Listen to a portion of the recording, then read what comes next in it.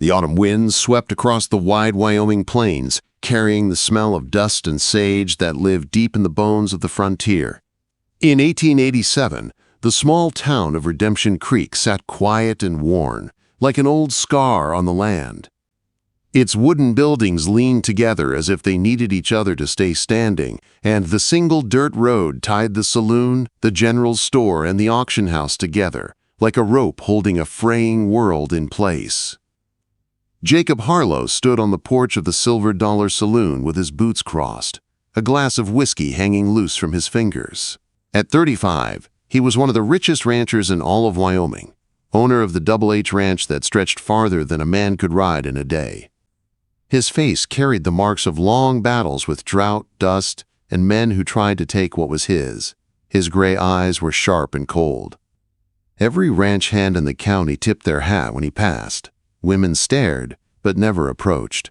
Jacob Harlo was the kind of man folks respected from a distance. Tom Brennan, his foreman and oldest friend, stepped onto the porch. "Another auction today," he said. "Heard there's a new widow in the mix." Jacob didn't answer at first. The autumn auctions had become a cruel tradition in Redemption Creek. Widows, abandoned wives, and women with nowhere to go stood on that platform waiting for men to bid on them in exchange for food and shelter. Jacob hated the whole thing, but he kept those feelings locked tight. In this world, a soft heart was a death sentence. "Who is she?" he finally asked. "Don't know," Tom said. "Came in yesterday's stage. All wrapped in black from head to toe. Folks are calling her the mystery widow. Nobody's seen her face." Inside the saloon, men laughed loud, placing bets on who would win which woman. Whiskey sloshed, boots scraped across the floor, and voices rose in cruel humor. The sound made Jacob's jaw tighten. He'd never stepped near those auctions. He didn't need a wife, and he sure didn't need trouble. But the words mystery widow stirred something inside him he didn't want to name. Across the street, Judge Samuel Morrison stood on a wooden platform calling out to the crowd. "Come on, boys, 5 fine ladies looking for good Christian homes." The dusty street filled fast. Laughs rose, boots shuffled. The smell of sweat and whiskey mixed in the air. Jacob stayed on the porch, arms folded, watching as the first women came out. He knew them all. Life had been unkind to them. Then she stepped forward, the mystery widow. Wrapped entirely in black, she looked like a shadow shaped into a woman. Her cloak covered her from head to toe. A thick veil hid her face. Where other women fidgeted, she stood still and strong, like a dark pillar holding its ground against the wind. Even the rowdy crowd fell quiet. Judge Morrison cleared his throat. "Now, this lady prefers privacy, educated, can read and write, knows her way around a home. Her name stays private until arrangements are made." Murmurs broke out like sparks. What's she hiding? Maybe she's diseased. Maybe she's ugly as sin. Rough laughter swelled. Jacob felt something sharp twist inside him. He stepped off the porch before he knew why and pushed through the men until he stood near the front. The woman didn't flinch. She held her chin high, but her gloved hands shook just enough for Jacob to notice. "Let's start at $20, the judge called. Silence. 10? Still nothing. Jacob watched her, feeling the wrongness of it. This whole cruel show. Then a familiar voice cut through the crowd. "Hey, Harlo." Jacob turned. Buck Watson stood there, swagger in every step, liquor in every breath. He grinned wide. "I got a bet for you." Jacob didn't respond, but the crowd's attention shifted. Buck slapped a wad of bills against his palm. "Bet you $100 you can't get that crow to show what's under all that black. Make it 200 if you can bed her by sunrise." The street burst into laughter. The woman stiffened like she'd been struck. Jacob felt heat rise in his chest. "You're drunk, Watson." "Maybe," Buck said, "but my money's good. Or maybe the great Jacob Harlo ain't got it anymore." Jacob should have walked away. But the crowd watched, and she stood frozen, humiliated in front of them all. "Make it 300, Jacob said quietly. "You've got a deal." Buck smirked. "Done." Judge Morrison banged his gavel fast. "We have a bid. Mr. Harlo offers 50. 75, Jacob corrected. Final. The gavel slammed again. Sold to Mr. Jacob Harlo. The crowd roared, a cruel, echoing cheer. Jacob ignored them as he stepped forward. The mystery widow didn't move until he held out his hand. She placed her gloved hand in his, light and trembling. "My name is Clara," she whispered through the veil. "Clara Thornton." Jacob helped her down and led her toward his wagon. People parted to watch, whispering behind their hands. Laughter followed them, but Jacob didn't turn back. The sun dipped low as they rode out of Redemption Creek, the sky burning red behind them. Clara sat straight beside him, quiet and guarded, hiding storms he could feel but not see. Jacob told himself it was just a bet. Just pride. But with every mile of dusty road, he knew he'd stepped into something far deeper and far more dangerous. The wagon wheels creaked over the rutted trail as Jacob Harlo guided his team through the fading light. The Wyoming prairie spread wide and endless around them, painted gold and red by the dying sun. Beside him sat the veiled widow, Clara Thornton, silent and still as stone. He wanted to say something, anything to ease the tension, but words felt useless. The only sound between them was the leather reins shifting in his hands and the soft rhythm of the horses' hooves. "You don't have to be afraid," he finally said. "I'm not afraid," she answered, her voice quiet but steady. "I just don't know what comes next." Jacob glanced at her but said nothing more. He had no right answers. What could a man say to a woman he'd just bought on a drunken bet? By the time the Double H Ranch came into view, night had fallen thick and cool. The house stood solid against the dark, lantern light glowing faintly from the windows. Fences stretched wide, corrals empty and still, the smell of hay drifting on the breeze. Jacob stopped the wagon and helped her down. "Welcome to the Double H, Mrs. Thornton." Quote, "I'd rather you call me Clara," she said softly. He nodded once. "All right, Clara." The name felt strange on his tongue, intimate somehow. Maria, his housekeeper, appeared at the door, wiping her hands on her apron. Her eyes widened when she saw the woman dressed in morning black. "Senor Harlo?" "This is Mrs. Thornton," Jacob said. "She'll be staying here. Prepare the blue room, please." Maria hesitated. The blue room was the finest one in the house, reserved for family or visiting investors. But she only nodded. "Si, senor." As Clara followed her inside, Jacob stood on the porch watching. Her back was straight, her steps careful but graceful. Yet he saw her hand tremble when she reached for the stair rail. Something about her silence stayed with him long after she disappeared upstairs. He went to the barn, needing quiet.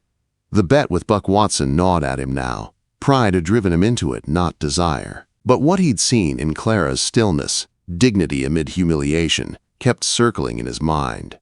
When he came back inside, Maria was waiting in the kitchen, whispering low. "She's resting," she said. "But she looks sad. Why does she hide her face, senor?"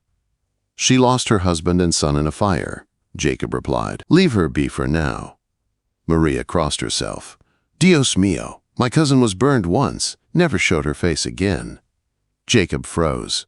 Burned. The word hit him hard. Maybe that was the reason for the veil. The gloves, the heavy clothes, the quiet shame. He poured himself a drink, but didn't finish it. Upstairs, faint footsteps moved back and forth, measured, restless. Hours later, a knock came at his door. "Come in," he said. The door opened slowly.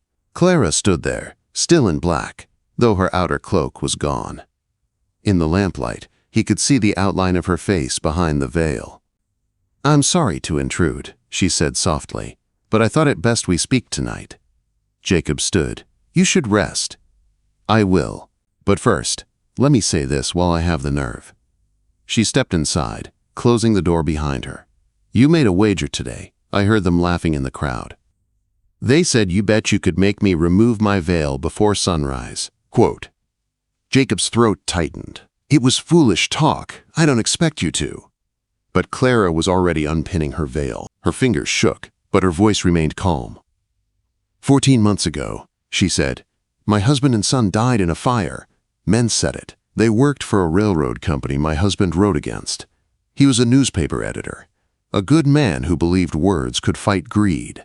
He was wrong. The first layer of her veil dropped to the floor. Only a thin mesh remained. Through it, Jacob saw the faint outline of her cheek. "I tried to save them," she whispered, "but I couldn't." Her hands unfastened the final layer. The veil fell away. Jacob froze. The left side of her face was covered in burn scars, shiny, uneven patches that stretched from temple to jaw. The right side remained untouched, her gray eye clear and steady. She reached up and removed her wig. Beneath it, her head was mostly bare, only a few short streaks of brown hair surviving the fire's cruelty. "This is what you bought, Mr. Harlo," she said, her tone flat but proud. The mystery widow revealed, "You've won your bet. Shall I send for your friend so we can pay what's owed?" Jacob's heart hammered. "No, you misunderstand. I won't collect on that bet. I'll pay him myself and tell him I lost." Her lip trembled and she laughed once, a bitter, broken sound. "And what will the town say when you protect the burned widow?" "They can say what they please," Jacob said, "but if anyone dares speak against you, they'll answer to me." Her eyes flickered. Pain, disbelief, maybe something gentler. "Why would you do that?" Jacob met her gaze. "Because you've survived more than most men ever could. And because I'm tired of being the kind of man who wins bets on other people's pain." She looked away, breathing unevenly. Then she laid her wig gently on the chair. "I should go." "You can stay," he said. "You're safe here." "I've forgotten what safe feels like." "Then maybe this is where you start remembering." For a long moment, she didn't move. Then she nodded slowly. "Thank you, Jacob, for seeing me." He gave a faint smile. "We all have scars, Clara. Some just wear theirs where the world can see them." She left quietly, the door closing behind her. Jacob sat staring at the wig she'd left on his chair. He had begun the day as a man driven by pride and boredom. Now he felt humbled, shaken by a woman who had every reason to hide, but didn't.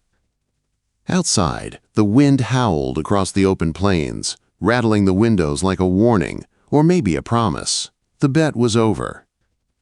And for the first time in years, Jacob Harlo felt something real. The next morning came quiet and cool, the sky painted soft pink over the Wyoming plains. Jacob stepped onto the porch with a cup of coffee, expecting the same silent ranch he was used to. But he stopped when he saw Clara in the garden, her hands deep in the soil, planting new seeds with calm focus. The morning light touched her uncovered face. Her scars showed clearly in the sun, but there was something gentle in the way she moved. Something alive. Maria stood beside Jacob, watching from the doorway. "She is healing," she whispered. Jacob nodded. "Yes, and so am I." Quote, "Over the next few weeks, the Double H Ranch changed in ways Jacob never expected. Clara moved through the house with quiet purpose. She reorganized Maria's pantry, mended old curtains, cleaned rooms that had been untouched for years, and filled the kitchen with the smell of fresh bread. The ranch hands kept their distance at first, whispering about her scars, about the bet, about what people said in town. But gossip never lasted long around Clara. When young Peter cut his arm fixing a fence, Clara was the one who stitched it. Steady hands, calm voice. After that, the men greeted her with nods instead of stares. Jacob found himself watching her more than he meant to. In the sunlight, her scars softened, fading into the strength beneath them. She woke early, worked hard, and met every task with a quiet courage that unsettled him, in the best way. One morning, Tom Brennan joined Jacob on the porch. "Boss," he said, nodding toward Clara tending the rose bushes, "that woman's done more good here in 3 weeks than we managed in 3 years." Jacob smiled faintly. "She has a way about her." Tom gave him a long look. "Maybe it's time you tell her that." Jacob didn't answer, but he was thinking it. Later that afternoon, he saddled his horse. Clara walked out from the barn, brushing straw from her sleeves. "Where are you going?" she asked. "North pasture. Need to check the wells." He paused. "You ride?" For the first time since she'd arrived, a real smile touched her lips. I haven't in a long time." "Then come with me," he said. Maria helped her find clothes that were easier for riding, a simple shirt, a shortened skirt, and a wide hat to shield her face. When Clara stepped outside, the wind lifting the ends of her hair, Jacob felt something shift inside him. They rode side by side across the open land. The drought had left the grass brittle, the creek nearly dry. But in that wide emptiness, Clara breathed easier. "It's beautiful," she said. "It's honest," Jacob replied. They reached the shallow creek. Jacob stepped down to study the water. "If this keeps up, we'll need deeper wells." Clara knelt beside him. Back in Kansas, before the fire, Robert wrote about windmills that could draw water from deep underground. "Maybe that's something you could try." Jacob stared at her with surprise. "You read his papers?" "I edited them," she said with a small, proud nod. "He had ideas. Terrible spelling. I fixed that." Jacob laughed, a warm sound that surprised both of them. "You'd make a fine ranch foreman." Clara shook her head with a small laugh. "That may be the strangest compliment I've ever heard." But her cheeks warmed. They stood together by the water in a quiet that felt different this time. Safe, comfortable, full of something unnamed. "Clara," Jacob said, voice lower now, "you've brought life back to this place, to me." She looked at him then, really looked. "And you've given me a reason to stop hiding." Before he could reply, a distant rumble made them turn. 5 riders approached fast, dust rising behind them. Jacob's jaw tightened. Ned Bartlett and his crew. "Well, well," Ned called out, "if it ain't the mighty Jacob Harlo and his burned beauty." His men laughed. Clara's hands tightened on the reins, but she kept her voice calm. "Good afternoon, gentlemen." Ned's eyes gleamed. "Lady, the sun must hurt them scars. You sure you want folks seeing? You like that?" Jacob stepped forward, voice cold as iron. "You're on my land, Bartlett. Choose your next words. Careful." The laughter died. One of Ned's men tugged his sleeve. "Come on, boss. Let's go." Ned spat into the dirt. "Sure, Harlo," no offense meant. But everyone knew he meant every word. When they rode off, Clara exhaled shakily. "I'm sorry," she said, "for bringing trouble." Jacob mounted his horse. "That trouble is mine now, not yours." They rode home in silence, but everything between them felt changed, clearer, deeper. That night, Clara stood on the porch watching the stars. Jacob handed her a cup of coffee. "You don't owe me anything," she said softly. "Maybe not," he replied, "but I want to." She turned toward him. In the starlight, her gray eye shone bright. "You're a good man, Jacob Harlo." He touched her hand gently. "And you're stronger than anyone I've ever known." Quote. This time, she didn't pull away. A shooting star streaked across the sky, and she smiled faintly. "Maybe that's a sign." "Of what?" he asked. "That even after fire," she whispered, "something beautiful can still burn bright." The next morning, Maria found Clara planting new roses along the fence. Sunlight warmed her face, and her hair, weak but growing, glowed in soft brown strands. Jacob watched her with quiet awe. This woman, once broken, had brought life to a home that had long been empty, and he knew the truth now. The bet had brought her into his life. But love, real, unexpected, undeniable, was what kept her there. As Clara turned and smiled at him across the yard, Jacob Harlo felt something he had not felt in years. Hope. A future, a life shared, born not from pride or a wager, but from 2 wounded souls finding each other in the ashes.